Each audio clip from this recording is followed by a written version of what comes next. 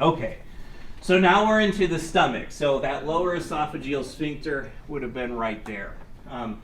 A little bit of, well, you've done the anatomy of the stomach already, in anatomy, right? Okay, so, or you're doing it? Yeah.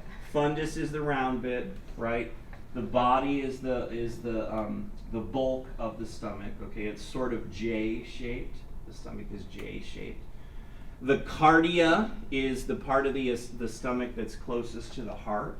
Okay, so it's up here where your lower esophageal sphincter is. The stomach has wrinkles called rugae. All right, the wrinkles disappear as the stomach gets bigger and relaxes. Okay, so these are not. This isn't surface. This isn't membrane expansion. Okay, like we talked about yesterday. The rugae allow the stomach to get bigger, to expand. Because remember, it's our internal pocket, right? So we want the pocket to be as big as possible if need be. So the stomach contracts and relaxes for multiple reasons. But the rugae are what we see when it's very contracted. All right, so the middle part of the J is the angular notch.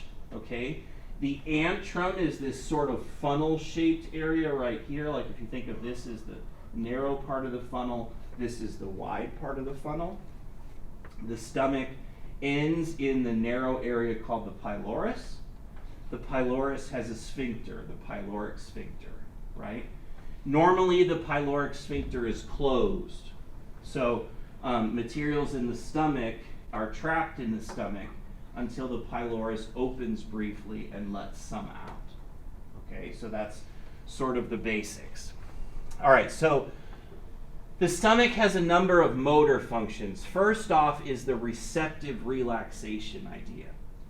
So the stomach can literally increase its volume by relaxing itself. Okay? And every time we take a bite of food, the stomach relaxes a little, right? Take another bite of food, relaxes a little more until it's maximally relaxed. So it means that by increasing the size of the stomach, we can put more in it, right?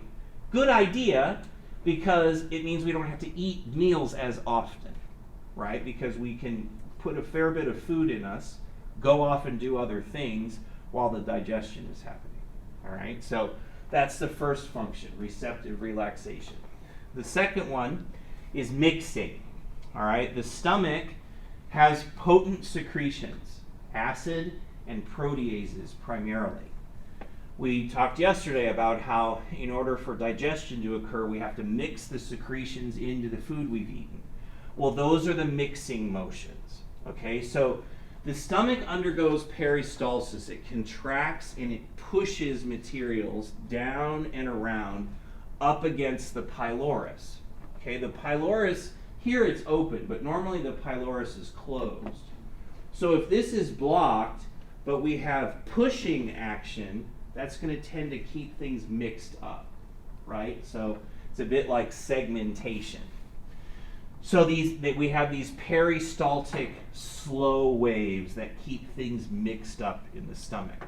Sometimes you can feel these, right? And when we talk about stomachs growling, what you have is you have an empty stomach that's peristalsic, right? So we hear it gurgle in there.